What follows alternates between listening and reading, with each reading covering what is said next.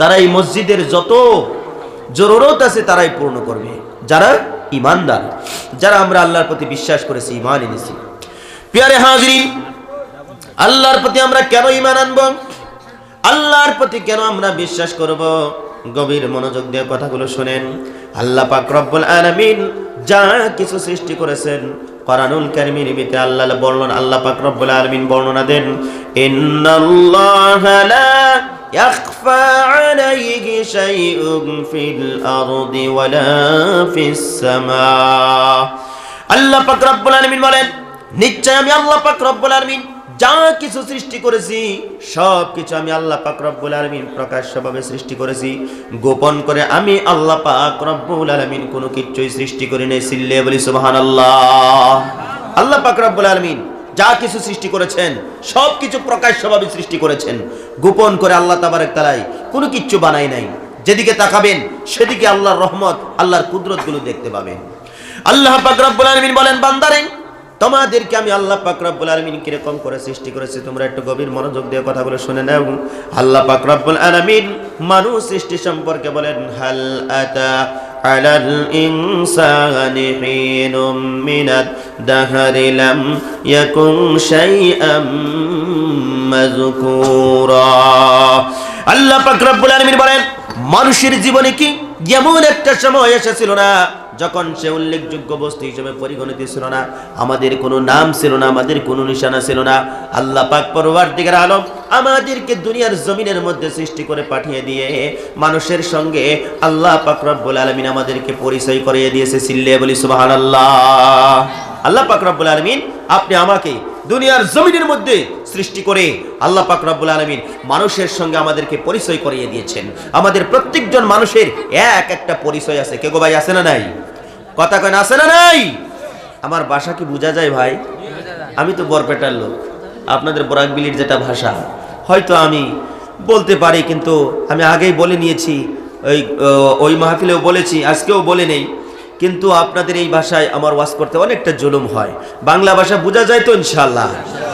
সম্মানিত হাজিরিন, খেয়াল করুন, লক্ষ্য করুন, আল্লাহ পাক পরওয়ারদিগার আলম আপনি আমার ব্যাপারটা নিয়ে বলেন, বান্দারে তোমাদেরকে দুনিয়ার জমিনের মধ্যে আমি আল্লাহ পাক রব্বুল আলামিন সৃষ্টি করে তোমাদেরকে পরিচয় করিয়ে দিয়েছি মানুষের সঙ্গে।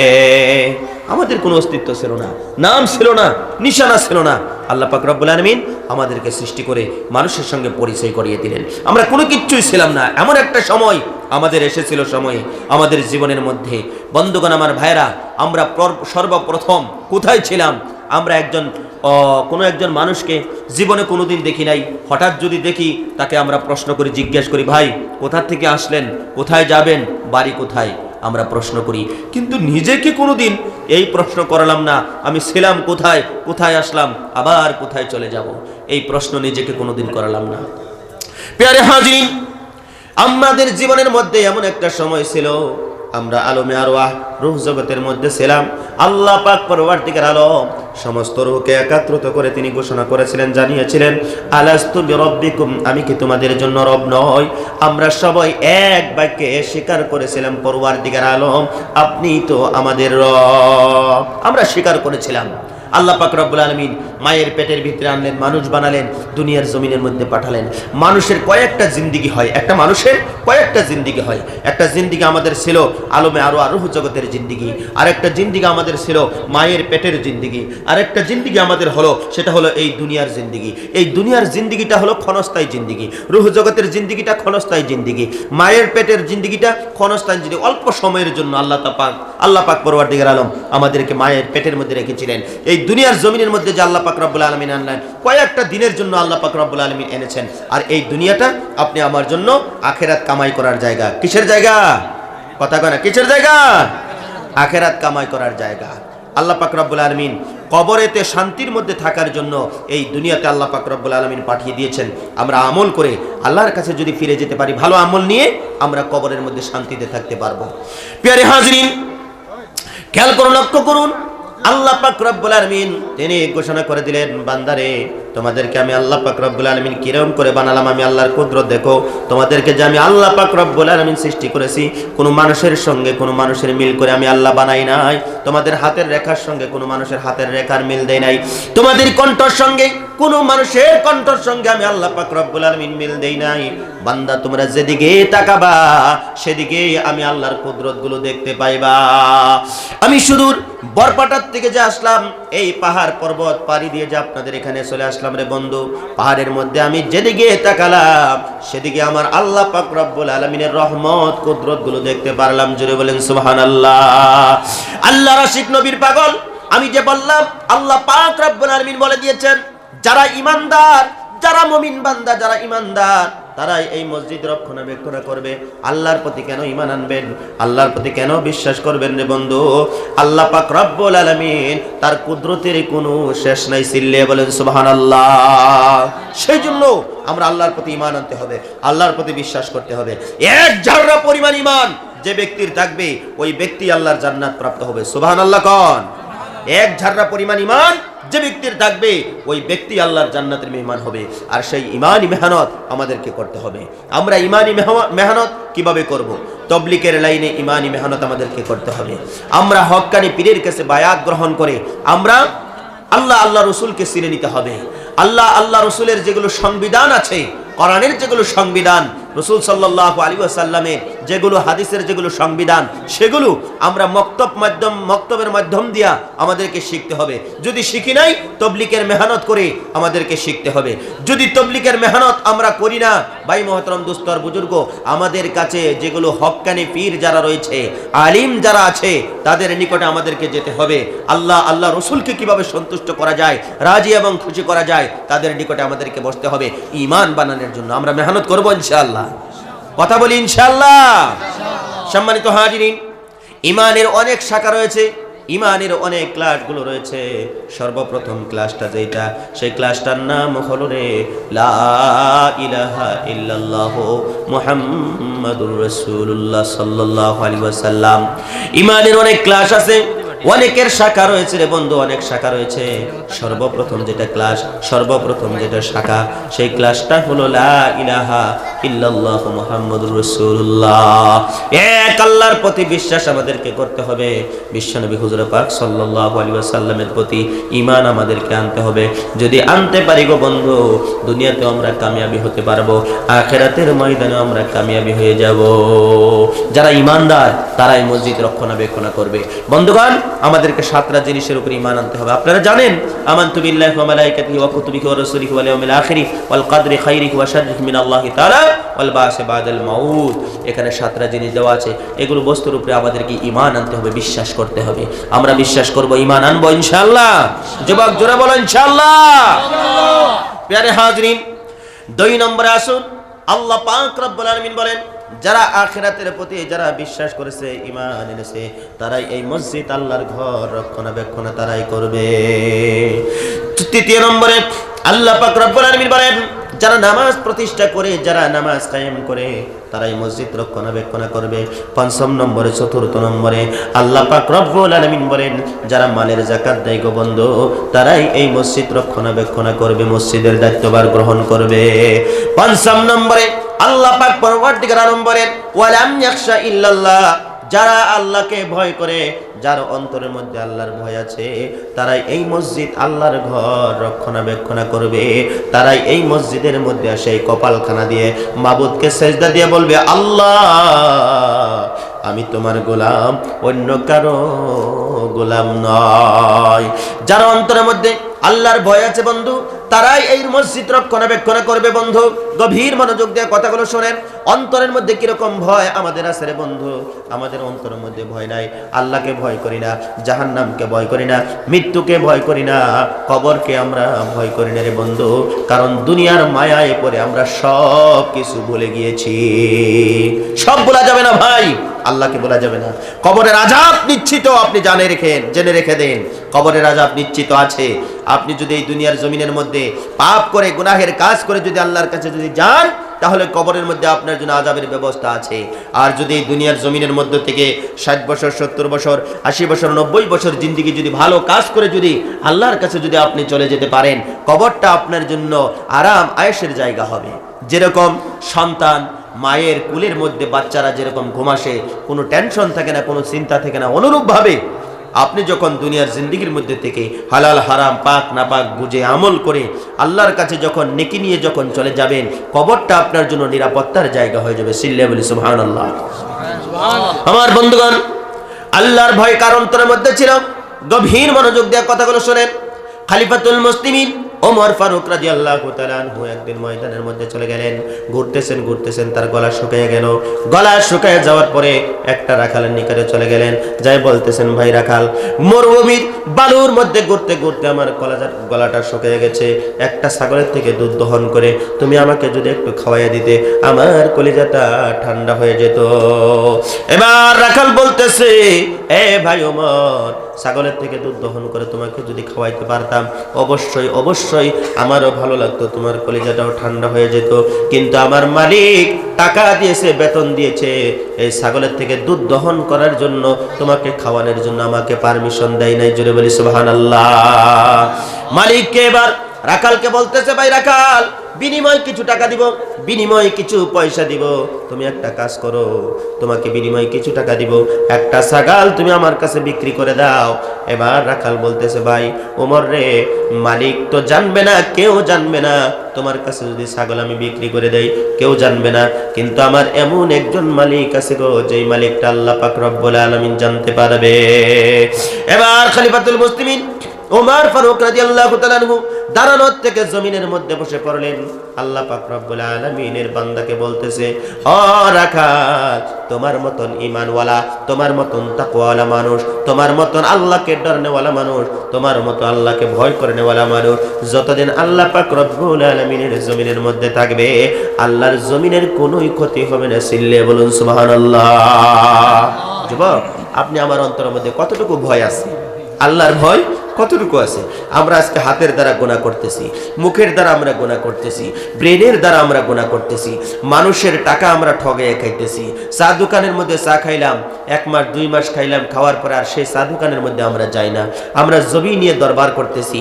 ভাই মহতরম দোস্ত বুজুর্গ, যে জমি নিয়ে আমরা দরবার করি, এই জমি একদিন আমাদেরকে ছাড়তে হবে, এই জমির মধ্যে আমাদেরকে শুইতে হবে। কথা বলেন ঠিক কিনা? এই জমি নিয়ে আমরা যেন দরবার না করি। কোনো মানুষকে আমার হাতের দ্বারা আমি কষ্ট দিব না, জবানের দ্বারা কষ্ট দিব না, আমার অঙ্গ প্রত্যঙ্গর দ্বারা কোনো মানুষ যেন কষ্ট না পায়। আমি একজন মানুষ মরে যাওয়ার পরে মানুষ যেন আফসোস করে, যেরকম আমাদের বাসকান্দির শাইখুল হাদিস হযরত রাহমাতুল্লাহ আলাই, তিনি ইন্তেকালের পরে মানুষ ওনার জন্য আজকের দিনেও আফসোস করে। কে করে না? নাই করে না? নাই অবশ্যই করে। কিসের জন্য করে? একজন খুব আল্লাহওয়ালা মানুষ ছিলেন, আল্লাহর নবীর প্রেমিক ছিলেন, আল্লাহওয়ালা মানুষ ছিলেন, যার জন্য আজকে সবাই ওনার জন্য দোয়া করে আল্লাহর কাছে। একজন মুমিন হিসাবে দুনিয়ার থেকে উনি বিদায় নিয়েছেন, যার জন্য আমরা সবাই ওনার জন্য দোয়া করি। ভাই, আপনিও মানুষ, সেও মানুষ ছিলেন, আপনি এমন একজন মানুষ হয়ে মরেন যাতে আপনার জন্য সবাই দোয়া করে। আপনি আকাম কুকাম করে পৃথিবীর থেকে বিদায় নেবেন, সবাই আপনার জন্য বদদোয়া করবে, সবাই আপনার জন্য খারাপ দোয়া করবে। যুবক ভাইয়ের আমার, কবিয়া বলেছে, এমন জীবন করিয়া গঠন, মরুনে হাসিবে তুমি, কাঁদিবে ভুবন। এমন জীবন তুমি গঠন করো, মরার পরে তুমি শুধু হাসবে, কিন্তু প্রতিবেশীরা, আব্বা আম্মিরা শুধু কান্না করবে। তোমার মরার পরে ভাই মহতরম দুস্থ বুজুর্গ সবাই তোমার জন্য কান্না করবে আর দোয়া করবে, কিন্তু ভাই মহতরম দুস্থ বুজুর্গ তুমি হাসবে, কারণ তুমি জান্নাতি। সুবহানাল্লাহ বলেন। সেজন্য আমরা এমন একটা জীবন গঠন করতে চাই, যেই জীবনটা গঠন করে এই পৃথিবীর থেকে যদি বিদায় নেই, সবাই যেন বলে যে না, লোকটা খুব ভালো ছিল গো, লোকটা খুব আল্লাহওয়ালা ছিল, লোকটা খুব মসজিদ প্রেমিক ছিল, লোকটা খুব মসজিদকে ভালোবাসতো, মসজিদে আসতো, 5 ওয়াক্ত নামাজ পড়তো, এই কথাটা যেন লোকেরা বলতে পারে। ভাই মহতরম দুস্থ বুজুর্গ যদি বলে, একজন মুমিন হিসাবে আমার জন্য সদকায়ে জারিয়া হলো। সুবহানাল্লাহ বলতেন না? সদকায়ে জারিয়া। ভাই, আমরা মনে করেছি টাকা আল্লাহর রাস্তায় দান করলেই মনে হয় সদকায়ে জারিয়া। না, মানুষের সঙ্গে হাসি খুশিতে কথা বলাও সদকায়ে জারিয়া হয়, মানুষের সঙ্গে ভালো ব্যবহার করাটা এটাও সদকায়ে জারিয়া হয়, রাস্তার নিকটে গাছ লাগিয়ে দিলে সদকায়ে জারিয়া হয়, রাস্তার নিকটে কুয়া পানি আনার জন্য কুয়া বানিয়ে দিলে সদকায়ে জারিয়া হয়। টিউবওয়েল কেউ যদি বসিয়ে দেয় লোকেরা পানি পান করবে, ভাই কেউ যদি পুকুর খনন করে দেয় পশু পাখিরা পুকুরের থেকে পানি পান করবে, মানুষে ওযু করবে, নামাজ পড়বে, সেখান থেকে পানি নিয়ে যদি ভালো পানি হয় খাবে, এটা আপনার জন্য সদকায়ে জারিয়া হবে। ভাই মহতরম দোস্ত আর বুজুর্গ, মানুষের সঙ্গে ভালো ব্যবহার করবেন, উঠতে বসতে চলতে ফিরতে সবসময় আল্লাহকে ধ্যানে খেয়ালে রাখবেন, মানুষের সঙ্গে সৎ ব্যবহার করবেন। ইনশাআল্লাহ তাআলা এই দুনিয়ার থেকে যেদিন আপনার খাতেমা বিল খাইর হয়ে যাবে, মরে যাবেন, ইন্তেকাল করবেন, আপনার জন্য রূহে মাগফিরাতের জন্য সবাই দোয়া করবে। জোরে বলি না সুবহানাল্লাহ। কষ্ট হইতেছে আপনাদের? খারাপ লাগতেছে? আমার বন্ধুগণ খেয়াল করুন, লক্ষ্য করুন, আমি বলতেছিলাম আল্লাহর ঘর মসজিদ, যারা আল্লাহর প্রতি ঈমান আনছে, আখিরাতের প্রতি ঈমান আনছে, যারা নামাজ প্রতিষ্ঠা করে, তারা এই মসজিদের দায়িত্বভার গ্রহণ করবে। বন্ধুগণ, যেই নামাজ আল্লাহর নবী সাল্লাল্লাহু আলাইহি ওয়াসাল্লাম ঘোষণা দিয়েছেন, আসসালাতু মিফতাহুল জান্নাহ, তোমরা নামাজ পড়ো জান্নাতের চাবি সংগ্রহ করো। আমাদের জিন্দেগির মধ্যে নামাজ নাই, আমরা 5 ওয়াক্ত নামাজ এখনো পর্যন্ত শিখলাম না, এখনো পর্যন্ত আমরা 5 ওয়াক্ত সালাত আদায় করলাম না। কিন্তু নামাজ ছাড়া জান্নাতের মধ্যে কখনো আপনি যেতে পারবেন না। যতই পিরাকি করেন না কেন, যতই কিছু করেন না কেন, নামাজ যদি নাই, আপনার জিন্দেগির মধ্যে যদি নামাজ নাই, জান্নাতের চাবি আপনার সংগ্রহ হলো না। জান্নাতের চাবি যদি সংগ্রহ না হয়, জান্নাতে যাওয়া আপনার পক্ষে কখনো সম্ভব হবে না।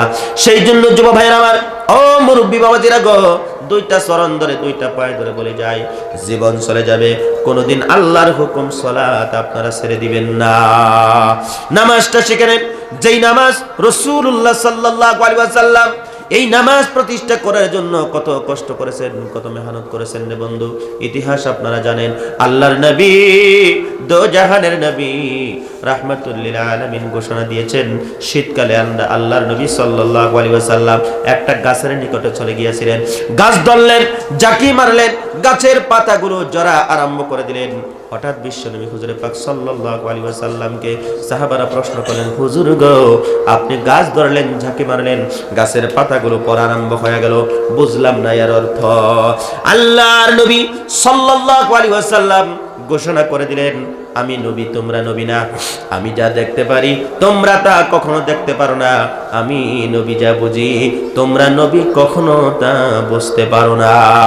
আল্লাহর নবী বললেন, আমি গাছ ধরলাম, জাকি মারলাম, গাছের পাতাগুলো পড়া আরম্ভ হয়ে গেল। ও রাসূলুল্লাহর সাহাবীরা, তোমরা কানটা খুলে শুনে নাও, শুনে নাও। এই গাছের পাতাগুলো যেরকম ভাবে ঝরে পড়লো, আমি নবী বলে গেলাম, আমার উম্মতরা যদি 5 ওয়াক্ত নামাজ সালাত যদি আদায় করে, আমি নবী বলে গেলাম, তাদের জীবনের গুনাহগুলো গাছের পাতার ন্যায় ঝরে পড়বে। জোরে বলি সুবহানাল্লাহ। সেই জন্য দাদু ভাইরা আমার, যদি কষ্ট হয়, কষ্ট হলে আল্লাহর হুকুম 5 ওয়াক্ত নামাজ আপনি পড়বেন। কারণ এই নামাজ আল্লাহর নবী সাল্লাল্লাহু আলাইহি ওয়াসাল্লাম উম্মে হানির ঘরের থেকে, আপনারা জানেন আল্লাহর নবী দো জাহানের নবী রাহমাতুল লিল আলামিন উম্মে হানির ঘরের থেকে ওযু করলেন। ওযু করিয়া আল্লাহর নবী সাল্লাল্লাহু আলাইহি ওয়াসাল্লাম মেরাজে চলে গিয়েছিলেন। মেরাজে যাওয়ার পরে আল্লাহর নবী দো জাহানের নবী রাহমাতুল লিল আলামিন আল্লাহর কাছে যখন গেলেন, যাওয়ার পরে বিশ্ব নবীকে জিজ্ঞেস করা হয়েছিল, নবী গো, আপনাকে দুনিয়ার জমিন থেকে আমি আল্লাহ পাক রব্বুল আলামিন নিয়ে আসলাম, আপনি নবী, আমি আল্লাহর জন্য কি নিয়ে এসেছেন? আল্লাহর নবী সাল্লাল্লাহু আলাইহি ওয়াসাল্লাম জবাব দিয়েছিলেন, হে পরওয়ারদিগার আলম, দুনিয়ার জমিনের মধ্য থেকে গো, আমি 3টা জিনিস আপনি আল্লাহর জন্য নিয়ে এসেছি। সিল্লে বলি সুবহানাল্লাহ। 1 নম্বর হলো তামাম কওলি ইবাদতি, 2 নম্বর হলো তামাম মালি ইবাদতি, 3 নম্বর হলো তামাম ফি'লি ইবাদতি আপনি আল্লাহর জন্য নিয়ে এসেছি।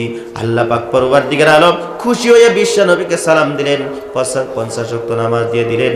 আল্লাহর নবী খুশি হয়ে দুনিয়ার জমিনের মধ্যে যখন ঘুরে আসলেন, আল্লাহ পাক পরওয়ারদিগার আলমের নবী যখন মুস্কি মুস্কি আনন্দতে উৎফুল্লিত হয়ে যখন হাসতেছেন, সর্বপ্রথম দেখা হয় আবু জাহেলের সঙ্গে। সকালবেলা আল্লাহর নবী সাল্লাল্লাহু আলাইহি ওয়াসাল্লাম ঘোষণা দিলেন, ও চাচাজি, আমি মেরাজে গিয়েছিলাম, আল্লাহ সন্তুষ্ট হয়ে খুশি হয়ে আমাকে 50 ওয়াক্ত নামাজ দিয়েছেন। আবু জাহেল দৌড়তেছেন, বিশ্বনবী হুজুরে পাক সাল্লাল্লাহু আলাইহি ওয়াসাল্লাম বলে, চাচা দৌড়াও কেন? বলে, না, এমন ধরনের পাগলের কথা আমি কখনো শুনতে চাই না। জোরে বলি নাউজুবিল্লাহ। জোরে বলেন নাউজুবিল্লাহ। আল্লাহর নবী সাল্লাল্লাহু আলাইহি ওয়াসাল্লামকে বলে, এই ধরনের পাগলের কথা আমি কিছুতেই শুনতে চাই না। আমার নবীকে আবু জাহেল পাগল বলেছে। চলে গেলেন যখন আবু জাহেল আল্লাহর নবী সাল্লাল্লাহু আলাইহি ওয়াসাল্লামের বদনাম করার জন্য চলে গেলেন আবু বকর সিদ্দিক রাদিয়াল্লাহু তাআলা আনহুর বাড়িতে। যা বলেন, আবু বকর শুনেছো যে বিশ্ব নবী বলে রাতের বেলা মেরাজে গিয়েছিল, আল্লাহ 5 ওয়াক্ত 50 ওয়াক্ত নামাজ দিয়েছেন। আল্লাহর নবী সাল্লাল্লাহু আলাইহি সাল্লাম দুনিয়ার মধ্যে আসলেন, ঘুরে আসলেন, এত দূর কিভাবে করে নবী গেল আবার ঘুরে আসলো, আমার কথা বিশ্বাস হয় না।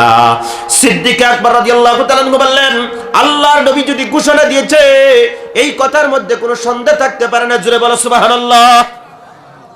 তার কারণ আবু বকর সিদ্দিক রাদিয়াল্লাহু তাআলা আনহু আল্লাহর নবীর প্রতি ঈমান এনেছিলেন, বিশ্বাস করেছিলেন।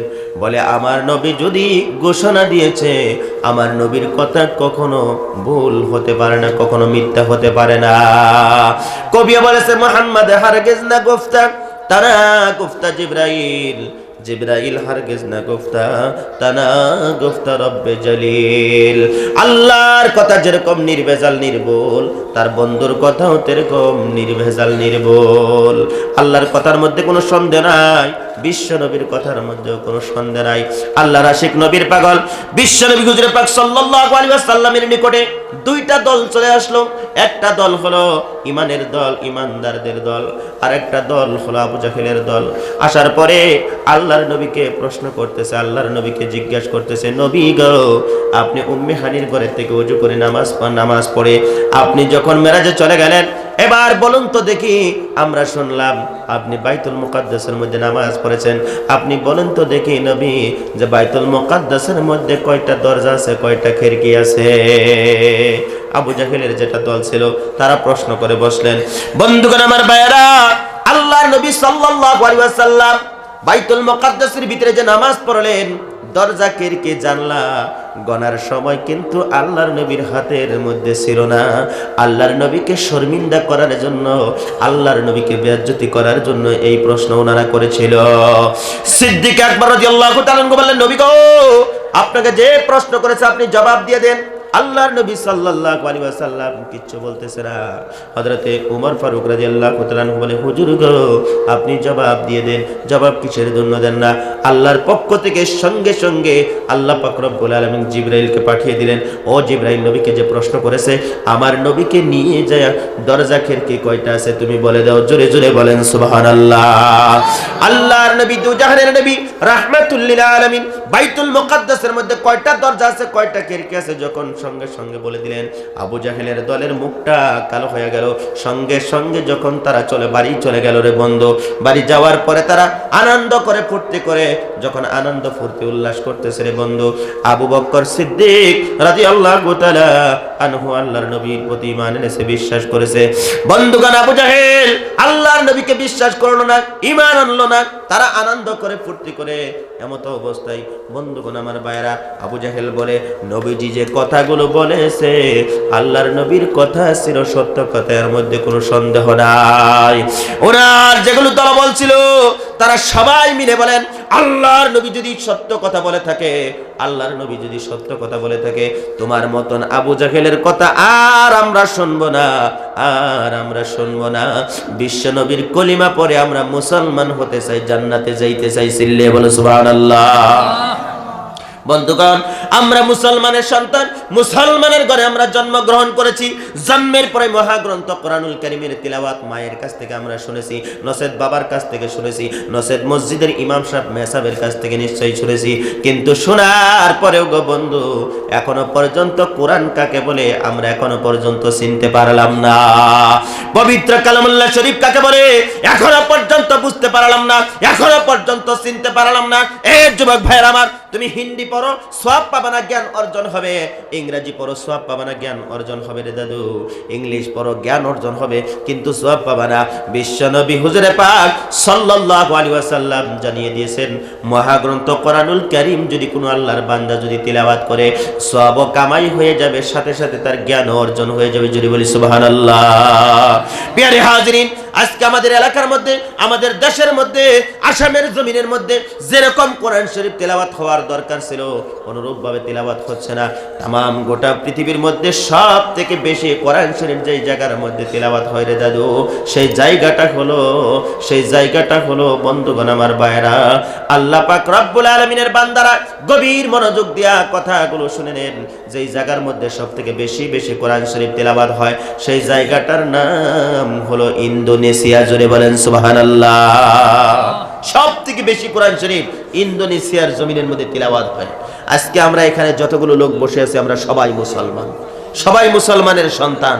বরাকবিলিতে বহুত মুসলমান আছে, প্রত্যেকের ঘরেই কোরআন শরীফ আছে বটে, কিন্তু কোরআন শরীফ তিলাওয়াত করেনওয়ালা মানুষ নাই। ভাই, যারা আমরা মাদ্রাসায় পড়ে কোরআন শরীফ শিখেছি, আমাদের আলসি এতটা এসেছে আমরা কিন্তু কোরআন শরীফ তিলাওয়াত করতে ইচ্ছা করে না। প্রিয় হাজরিন, যত কোরআন শরীফ যত বেশি বেশি করে আমরা তিলাওয়াত করব, ঈমান কিন্তু তত বেশি বাড়বে। যত কোরআন শরীফ আমরা শুনবো তত ঈমান আমাদের বাড়বে, ঈমান বাড়বে, ঈমান তাজা হবে। যত কোরআন শরীফ বেশি বেশি করে তিলাওয়াত করব, যত বেশি বেশি করে আল্লাহর তাসবিহগুলো করব, আল্লাহকে যত বেশি বেশি করে স্মরণ করব রে বন্ধু, আল্লাহর জিকির যত বেশি বেশি করে করব, তত ঈমান আমাদের তাজা হয়ে যাবে। সিল্লে বলি সুবহানাল্লাহ।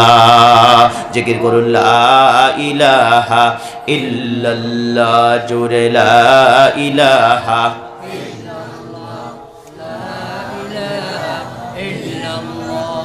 লা ইলাহা ইল্লাল্লাহ, লা ইলাহা ইল্লাল্লাহ মুহাম্মাদুর রাসূলুল্লাহ সাল্লাল্লাহু আলাইহি ওয়াসাল্লাম।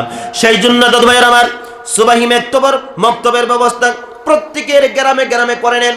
এই যে মসজিদ আপনারা নির্মাণ করেছেন, এই মসজিদের বারান্দার মধ্যে সুবহি মক্তবের ব্যবস্থা করেন। কারণ সুবহি মক্তবের মধ্যে ছেলেরা মেয়েরা যখন অধ্যয়ন করবে, যখন পড়বে, বড়দেরকে কিভাবে সম্মান করতে হয় অবশ্যই বুঝতে পারবে। একদিন আপনি মরে যাবেন, এই মসজিদ রক্ষণাবেক্ষণ কে করবে? সুবহি মক্তবের যদি ব্যবস্থা হয়ে যায়, ছেলেরা এই মাদ্রাসার থেকে সুবহির থেকে নামাজ শিখতে পারবে, হালাল হারাম জায়েজ না জায়েজ শিখতে পারবে। আপনি মরে যাবেন গো, মরে যাওয়ার পরে এই মসজিদ তারাই রক্ষণাবেক্ষণ করবে। সেই ব্যবস্থা আমরা করব, জোরে বলি ইনশাআল্লাহ। আল্লাহর আশিক নবীর পাগল আমাদেরকে ছেলে এবং মেয়েদেরকে আমরা সুশিক্ষায় শিক্ষিত বানাতে চাই। ছেলে মেয়েরা যদি সুশিক্ষায় শিক্ষিত হয়, দুনিয়াতেও কামিয়াবি হতে পারবো, আখিরাতের ময়দানেও আমরা কামিয়াবি হতে পারবো। তৃতীয় নম্বরে আরেকটা কথা আছে রে বন্ধু, যারা শিক্ষিত মানুষ কোনো জায়গার মধ্যে তারা দুনিয়াতে বেয়াজ্জতি হবে না। কথা বলেন ঠিক কিনা? ভাই, আমরা তো এক ভাষা শিখে লেছি, সেটা হলো বাংলা ভাষা। ভাই, না বলতে পারি আমরা হিন্দি, না বলতে পারি আসামিজ, না বলতে পারি ইংরাজি, না কোনো কিছু ভাষা আমরা বলতে পারি। মায়ের পেটের যে ভাষা, সেই ভাষায় আমরা কথা বলি। ভাই মহতরম দোস্ত বুজুর্গ, আজকে অন্য জায়গার মধ্যে যাওয়ার পরে আমরা ভাষা না জানার দরুনে আমাদের অনেকটা কষ্ট হয়। সেই জন্য আপনাদের ছেলে মেয়েদেরকে ইনশাআল্লাহ জেনারেল শিক্ষায় শিক্ষিত করবেন। সর্বপ্রথম মক্তবের শিক্ষায় শিক্ষিত করে মাদ্রাসার লাইনে শিক্ষা দিয়ে জেনারেল লাইনে আপনারা শিক্ষা দিবেন। জোরে বলেন ইনশাআল্লাহ। প্রিয় হাজরিন, খেয়াল করে লক্ষ্য করুন, আল্লাহর আশিক নবীর পাগল যখন আমাদের মধ্যে কোরআনের জ্ঞান আসবে, আল্লাহর নবীর হাদিসের জ্ঞান যখন আসবে, জেনারেল নলেজ যখন আমাদের মধ্যে থাকবে রে বন্ধু, মানুষের সঙ্গে চলা আমাদের জন্য আহসান হবে, সহজ হবে। আমল করার জন্য আমাদের জন্য সহজ হবে, আহসান হবে। আল্লাহর আশিক নবীর পাগল, সেই জন্য দাদু ভাইয়ের আমার, আমরা মসজিদের মধ্যে সুবহি মক্তবের ব্যবস্থা আমরা করব ইনশাআল্লাহ। যাদের ছেলে আছে মক্তবে দিবেন, যাদের ছেলে আছে মাদ্রাসার মধ্যে দিবেন, যাদের মেয়ে আছে সুবহি মক্তবের মধ্যে দিবেন, যাদের মেয়ে আছে বানাত মাদ্রাসার মধ্যে দিবেন। দেওয়ার পরে আখিরাতের কল্যাণ আপনি আমার জন্য, আপনাদের জন্য হাসিল হয়ে যাবে। আল্লাহর আশিক নবীর পাগল আমার জন্য দোয়া করেন, আল্লাহ পাক রব্বুল আলামিন যেন ছেলে মেয়ে, আল্লাহ পাক রব্বুল আলামিন একটা মেয়ে দিয়েছে, ছেলে যেন আল্লাহ দেয় কোরআনের হাফেজ আলিম যেন বানাইতে পারি। মেয়েটা দিয়েছে আল্লাহ যেন আলিমা বানানোর তৌফিক দেয়। আপনারা আমার জন্য দোয়া করবেন, আমি আপনাদের জন্য দোয়া করি। এ বন্ধুগণ, যুবক, তোমাদের জন্য দোয়া করে যাই, আল্লাহ তোমাদেরকে যেন ছেলে দেয়, আল্লাহ যেন তোমাদেরকে মেয়ে দেয়, আলিম আলিমা যেন বানাইতে পারো, যাতে তুমি মরে যাওয়ার পরে তোমার মেয়ে, তোমার ছেলে তোমার জন্য হাত তুলে যেন দোয়া করতে পারে। আল্লাহ আমাদের সবাইকে তৌফিক দান করুক। জোরে বলি আমিন। আমার দাদু ভাইয়েরা গো, আমি বলতেছিলাম সালাতের কথা, নামাজের কথা আপনাদেরকে বলতেছিলাম। আপনারা জানেন নামাজের কথা আলোচনা হয়, কিন্তু ফজরের টাইমে অনেক মানুষ আছে নামাজ পড়ে না রে বন্ধু। জোহরের টাইমে খেতে খামারের মধ্যে চলে যায়। আমরা নামাজি এমন নামাজি হয়েছি, আটকে নামাজ, ফাটকা নামাজ, ওটকা নামাজ, খাটকে নামাজ, 360কে নামাজ, এরকম নামাজ আমরা পড়ি আছে না নাই? বন্ধুর সঙ্গে বেড়াইতে গেছে, ধরেন ইনি আমার বন্ধু, ওনার সঙ্গে বেড়াইতে গেছে, উনি নামাজি, আমি হয়তো নামাজ পড়ি না। এখন বন্ধুই নামাজ পড়ে, ওখানে যদি আমি নামাজ যদি না পড়ি, তাহলে তো বন্ধু আমার সঙ্গে বেজার হয়ে যাই ভাই। ও বিপদে পড়ি আমরা নামাজ পড়ি, এরকম মানুষ আছে না নাই? বিপদে পড়ে নামাজ পড়ে, আটকে গেছে যার জন্য নামাজ পড়ে। ফাটকা ফাটকা মানে জহুর পড়লে আসর পড়ে না, আসর পড়লে মাগরিব পড়ে না, মাগরিব পড়ে যদি ঈশা পড়ে না, ঈশা যদি পড়ছে ফজর পড়ে না, এরকম আছে না নাই? অবশ্যই আছে। সেই জন্য দাদু ভাইয়েরা, আল্লাহর হুকুম সালাত। আপনি যেখানে থাকেন, এই জমিনটা আল্লাহ তাবারক তাআলা আপনি আমার জন্য বিছানা দিয়েছেন, এই জমিনটা আপনি আমার জন্য, আল্লাহ পাক রব্বুল আলামিন এই জমিনটা আপনি আমার জন্য বিছানা বানিয়ে দিয়েছেন। যেখানে সময় হয়, মসজিদ নাই, আপনার কাছে যদি গামছা আছে, রুমাল আছে, ওযু যদি আছে, সালাত সেখানে আদায় করে নিন। কারণ এই জমিনটা আল্লাহ পাক রব্বুল আলামিন আপনি আমার জন্য সেজদার জন্য বানাইছে। বলি না সুবহানাল্লাহ? আল্লাহ পাক রব্বুল আলামিনকে এই কপালটা দিয়ে সেজদা দিতে হবে। প্রিয় হাজরিন, এই নামাজ অলসতা করা যাবে না, আলসি করা যাবে না, কষ্ট হলেও সালাতটা আদায় করতে হবে রে বন্ধু। এমন মানুষ আছে গো, ফজরের টাইমে ঘুমের ঘরে শুয়ে থাকে, ঘুমের ঘরে নামাজ যায়, কিন্তু চিন্তাও করে না, টেরও পায় না। সেজন্য কবি বলতেছে, কেমন করে ঘুমাও মানুষ, কেমন করে ঘুমাও মানুষ, ফজর করে কাজা, এমনত হতে পারো, এমনত হতে পারে জহুরে জানাজা, এমনত হতে পারে জহুরে জানাজা। বেনামাজির লাশ কবরে রাখিবে যখন, মাটির চাপায় বুকের পাজর ভাঙবে রে তখন, মানুষ ভাঙবে রে তখন। বেনামাজির লাশ কবরে রাখিবে যখন, মাটির চাপায় বুকের পাজর ভাঙবে রে তখন, মানুষ ভাঙবে রে তখন। বিষাক্ত সাপের সুবল, বিষাক্ত সাপের সুবল, বেনামাজির সাজা, এমনত হতে পারে জহুরে জানাজা, এমনত হতে পারে জহুরে জানাজা। কেমন করে ঘুমাও মানুষ, কেমন করে ঘুমাও মানুষ, ফজর করে কাজা, এমনত হতে পারে জহুরে জানাজা, এমনত হতে পারে জহুরে জানাজা। জন্ম হলে মুসলিম হয় না মুসলমানের ঘরে, কাফের মুমিন তফাৎ হয় সালাতের উপরে, হে মানুষ সালাতের উপরে। জন্ম হলে মুসলিম হয় না মুসলমানের ঘরে, কাফের মুমিন তফাৎ হয় সালাতের উপরে, মানুষ নামাজের উপরে। এ জীবনে নামাজ যেন, এ জীবনে সালাত যেন না হয় তোমার কাজা, এমনত হতে পারে জহুরে জানাজা, এমনত হতে পারে জহুরে জানাজা। কেমন করে ঘুমাও মানুষ, কেমন করে ঘুমাও মানুষ, ফজর করে কাজা, এমনত হতে পারে জহুরে জানাজা, এমনত হতে পারে জহুরে জানাজা। আমার বন্ধুগণ, আমার বাইরা রে, আল্লাহকে ওয়াস্তে আজকের থেকে ইরাদা করো, জীবন চলে যাবে, কোনদিন আল্লাহর হুকুম সালাত আমরা ছেড়ে দিব না। জীবন চলে যাবে, কোনদিন আল্লাহর হুকুম সালাতটা ছেড়ে দিব না। নিজে নামাজ পড়বা, ছেলেকে নামাজ পড়ানোর জন্য তাকিদ দিবা। ফজরের টাইমে মসজিদে যখন মুয়াজ্জিন সাহেব যখন আজান দেয়, আজানের সঙ্গে সঙ্গে যখন ঘুমটা ভেঙে যাবে গো, ঘুম ভেঙে যাওয়ার পরে আপনার ঘরের মধ্যে জোয়ান ছেলে যে শুয়ে আছে, আপনি বলবেন বাবা ও আমার বৌমা তোমরা ঘুমের থেকে উঠো। স্ত্রীকে ডাকবেন, ও প্রাণের স্ত্রী তুমি ঘুমের থেকে উঠে যাও, নামাজ করে নামাজের মধ্যে দাঁড়িয়ে যাও। আমার যুবক ভাইরা, মুরব্বী বাবাজিরা গো, যেরকম বাড়ির মধ্যে আগুন লাগলে আমরা কি করি, হইসই লাগাই দেই, আমরা হইসই লাগাই দেই, মানুষকে ডাকাডাকি আরম্ভ করে দেই, তোমরা কে কোন জায়গায় আসো গো, সবাই আসো, আমার বাড়ির মধ্যে আগুন লেগেছে, আগুন লেগেছে, তোমরা আমাকে একটু সহায় করো, আমাকে একটু সহায় করো। আমাদের গ্রামের প্রতিবেশীরা সবাই পানি নিয়ে চলে আসে, যার যেরকম সাধ্য আছে, কেউ বা বালতি নিয়ে আসে, কেউ বা জগ নিয়ে আসে, কেউ বা যা কিছু আছে গো বন্ধুগণ। আবার কোন মানুষ আছে যেরকম তুফান আসলে, ঝড় আসলে ঘর যদি ভেঙে যায়, মানুষেরা দাও নিয়ে কুড়াল নিয়ে চলে আসে, আসার পরে আপনাকে বাঁচানোর জন্য এত কষ্ট করে মেহনত করে। আল্লাহর আশিক নবীর পাগল, আপনার বাড়ির মধ্যে আগুন লাগলে যদি মানুষকে ডাকাডাকি করেন বাঁচার জন্য, আপনার বাড়ি যদি ভেঙে যায়, তুফান যদি এসে বাড়ি যদি ভেঙে যায়, আপনি হাল্লা চিল্লা চিল্লি লাগাই দেন বাঁচার জন্য, কিন্তু জাহান্নামের আগুনের থেকে বাঁচার জন্য ফজরের টাইমে সেলের দরজার মধ্যে যায় কোনোদিন চিল্লা চিল্লি করলেন না। আল্লাহর আশিক নবীর পাগল, জেনে রাখুন, আপনার মোহাব্বতের সন্তান যদি জাহান্নামের মধ্যে যায়, আপনার ছেলেটা কঠিন কিয়ামতের দিন আল্লাহর কাছে অভিযোগ করে বলবে, আল্লাহ কোনদিন আমার আব্বা আমাকে জাহান্নামের বর্ণনা কোনদিন শোনায় নাই, ও আল্লাহ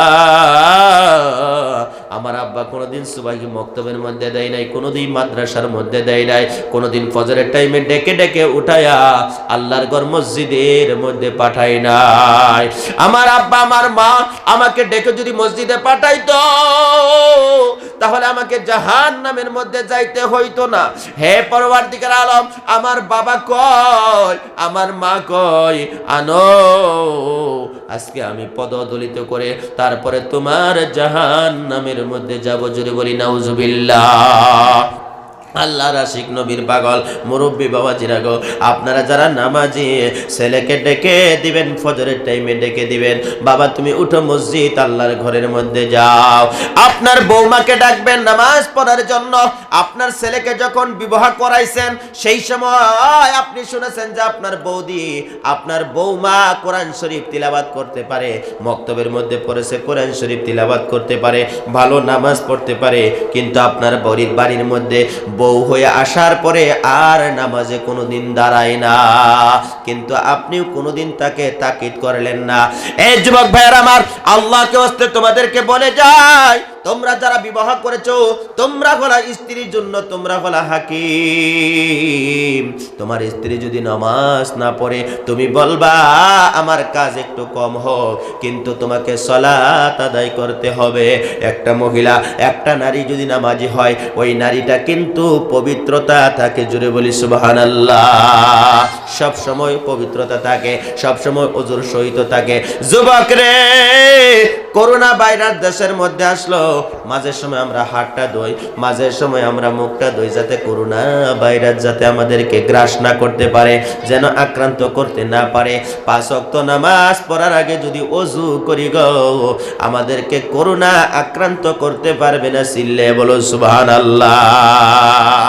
এই যুবক ভাইয়ার আমার, সেই জন্য আজকের থেকে ইরাদা করো, জীবনে কোনোদিন নামাজ ছেড়ে দিব না, জীবনে কোনোদিন সালাত ছেড়ে দিব না। এই নামাজ প্রতিষ্ঠা করার জন্য আল্লাহর নবী সাল্লাল্লাহু আলাইহি সাল্লাম কত কষ্ট করেছে, কত মেহনত করেছে, ইতিহাস আপনারা জানেন। আল্লাহর নবী উহুদের ময়দানে দান মোবারক শহীদ করেছেন। তাইফের ময়দানে নবী আমার শরীরের থেকে অসংখ্য রক্ত ঝরাইছে গো। আল্লাহর নবী সাল্লাল্লাহু আলাইহি ওয়াসাল্লাম তাইফের ময়দানে নামাজ প্রতিষ্ঠা করার জন্য অসংখ্য শরীরের থেকে রক্ত ঝরাইলো রে বন্ধু। সেই নামাজ আপনি আমার মধ্য থেকে বিদায় হয়ে চলে যাইতেছে, কিন্তু কোনোদিন আমরা নামাজের কথা কাউকে কোনোদিন বললাম না। আল্লাহর আশিক নবীর পাগল দুইটা চরণ ধরে বলে যাই রে, এই মসজিদের অবস্থা এরকম থাকতো না যদি এলাকার মানুষগুলো যদি নামাজি হয়ে যেত, এই অঞ্চলের মানুষ যদি নামাজি হয়ে যেত, এই মসজিদের প্রতি দরদ তাদের হয়ে যেত, এই মসজিদকে ভালোবাসনেওয়ালা হয়ে যেত। সেই জন্য আপনাদেরকে বলে যায় আপনারা নামাজি হয়ে যান। এই মসজিদের খোরাক হইল নামাজ, এই মসজিদ আপনারা নির্মাণ করেছেন, এই মসজিদের খোরাক হলো নামাজ, এই মসজিদের খোরাক আপনারা দিবেন নামাজ পড়ে পড়ে। এই মসজিদের যত কাম আছে এই কাজগুলো আপনারা করতে হবে। আল্লাহর আশিক নবীর পাগল কষ্ট আপনাদেরকে দিব না। এই মসজিদের ভিতর থেকে এই মসজিদ নির্মাণ করার জন্য এই মসজিদের মধ্য থেকে যদি কারো মা হারিয়ে গেছে, বাবা হারিয়ে গেছে গো, আল্লাহকে হস্তে রুহে মাগফিরাতের জন্য বন্ধু জীবনের কামাইয়ের থেকে রে দাদু প্রথম নম্বরে একটা লোক যদি থাকেন মাত্র 5,000 টাকা দেনেওয়ালা যদি কেউ আছেন রে মানা বাবা নাই রুহে মাগফিরাতের জন্য 5,000 টাকা দেনেওয়ালা কোনো আল্লাহর বান্দা যদি থাকেন একটু দয়া করে হাতটা তুলতে পারেন। আপনার জন্য আমার কলিজা ভরে অন্তর ভরে একটু দোয়া করতে চাই। আল্লাহর বান্দা এই মসজিদটার দিকে তাকায়া দেখো রে, কত গরিবী হালতে আছেন। আমার নবী বলেছে তোমার বাড়ি থেকে মসজিদটাকে চকচকা বানাও, তোমার বাড়ি থেকে মসজিদটাকে ভালো বানাও। আজকে মসজিদটার দিকে তাকাইয়া দেখেন কি গরিবী হালতে রয়েছে রে বন্ধু। মসজিদ সব জায়গার মধ্যে হয় না, যেই জায়গাটা আমার আল্লাহ কবুল করে রে দাদু সেই জায়গার মধ্যে আল্লাহর ঘর মসজিদ নির্মাণ হয়ে যায়।